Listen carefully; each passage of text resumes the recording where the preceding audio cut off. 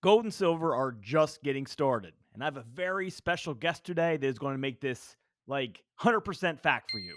If you don't own any, you will regret it a very short time from now. I know.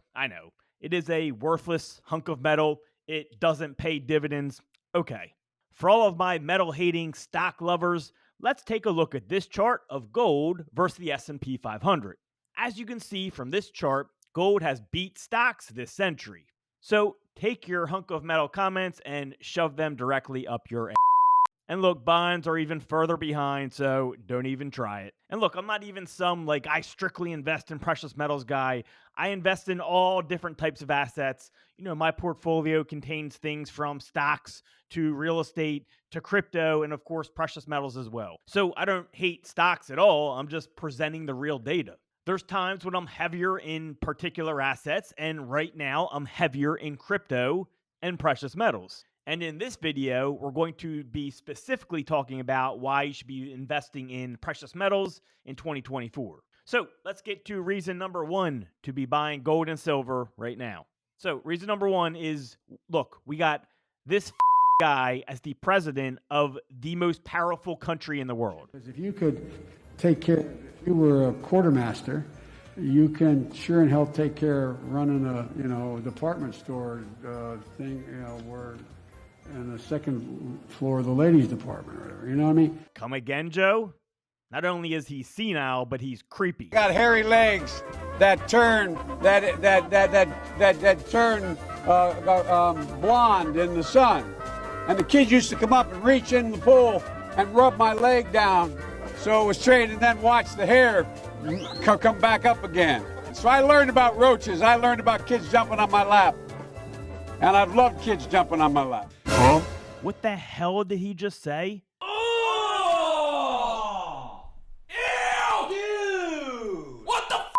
And look, I'll just finish with this one, which sums up Joe Biden in 5 seconds. Well, look.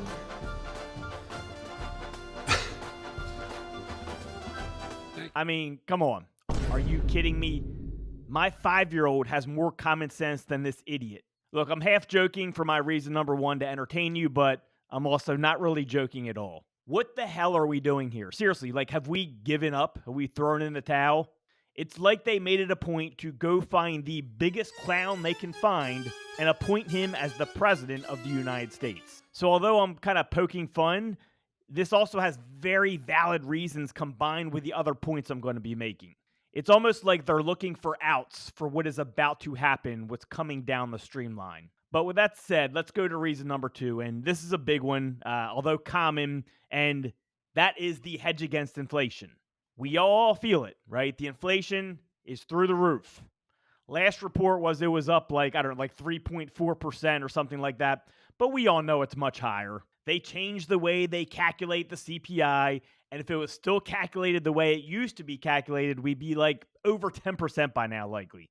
And I have unfortunate news for you. I don't think inflation is going anywhere but up. More inflation.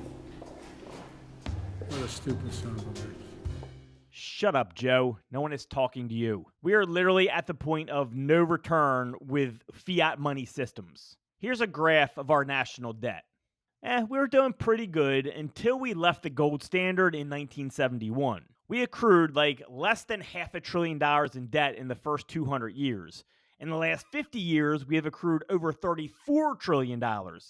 That's more than 68 times the debt in a quarter of the time. Even worse, almost 20 trillion of that 34 trillion has been done in the last 10 years.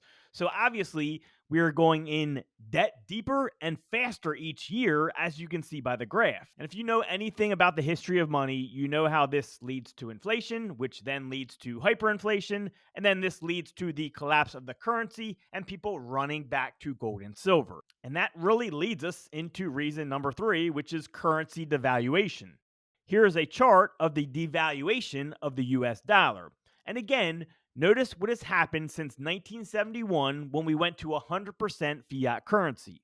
This is outrageous, but it's nothing new. We've seen this in history time and time again. Countries start with real money, gold and silver. This has happened for thousands of years. They grow, right? They build social programs and they build militaries and they eventually go to war and put those militaries to use. They have wars, which are very expensive. They can't afford these things. So what happens? Well, they debase the real money because the real money can't pay for it. So they start debasing it to pay for all these things they can't afford. And this is what leads to the show. And unfortunately, we're currently at the tail end of that show. Yay. Lucky us. Very few are going to come out in a good spot when all of this is said and done. Those with gold and silver will be much better off. That is for sure. So reason number 4 is the growing investor interest. I mean, this shouldn't come as a surprise to anyone considering the recent rises in gold and silver prices. Well, maybe a surprise to this 68 times, 68 hours, 68 times, more than 68 hours. But not a surprise to anyone else. And the prices are starting to go up because people are starting to wake up. People are finally starting to realize how we are.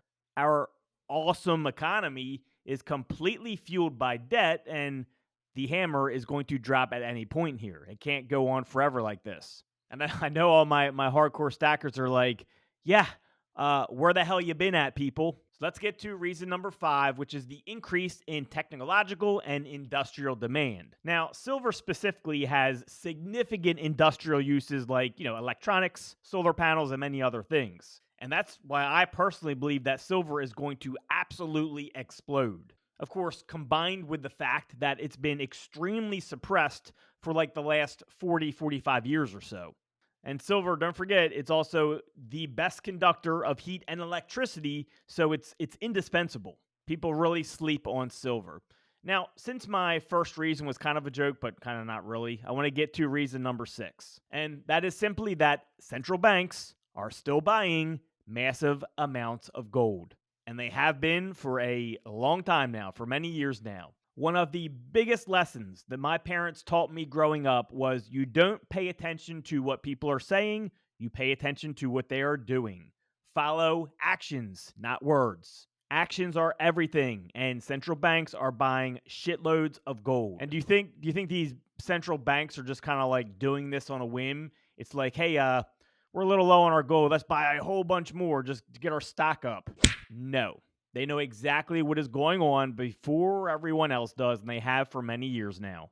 And honestly, this is probably, even with everything else going on, one of my biggest catalysts and why I've been buying gold over the past few years especially. It really tells me everything that I need to know about where the prices for gold are going, and it should do the same for you. Joe, what do you think?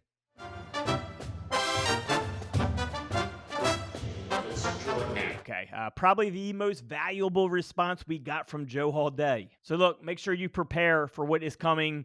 The central banks surely are. That's for sure. That's for certain. Shoot us a comment. Why are you buying gold and silver right now? Like, what's your biggest reason? Don't forget to subscribe. See you soon.